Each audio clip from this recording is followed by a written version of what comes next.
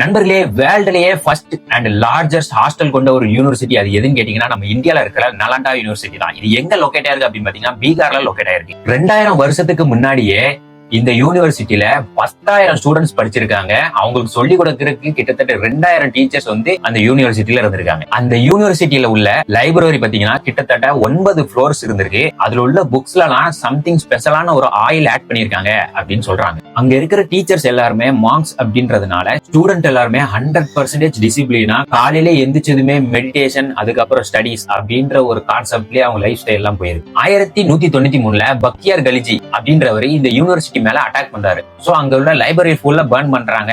History என்ன சொல்லுது அப்படின்னா கிட்டத்தட்ட 3 மாசம் அங்க நெருப்பு விடாம எரிஞ்சிருக்கு. ஏன் அப்படின்னா நம்ம சொன்ன மாதிரி அந்த புக்ஸ்ல எல்லாம் ஸ்பெஷலான ஒரு ஆயில ஆட் பண்ணிருக்காங்க அப்படின்றதுனால கிட்டத்தட்ட 3 மாசம் நெருப்பு விடாம எரிஞ்சுக்கிட்டே இருந்திருக்கு.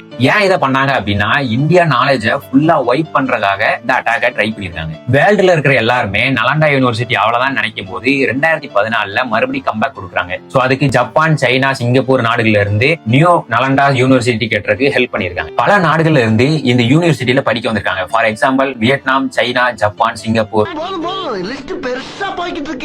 நண்பர்களே, நம்ம இருக்கிற இந்த இந்தியாலையும் வேர்ல்டுலயே பெரிய ஒரு யூனிவர்சிட்டி அதுவும் அந்த காலத்திலே இருக்குன்னு சொல்லும் போது நமக்கு பெருமையா தான் இருக்கு. அதனால இந்தியா பிடிக்குன்னா ரெட் கலர் ஆட்டை கமெண்ட் பண்ணுங்க.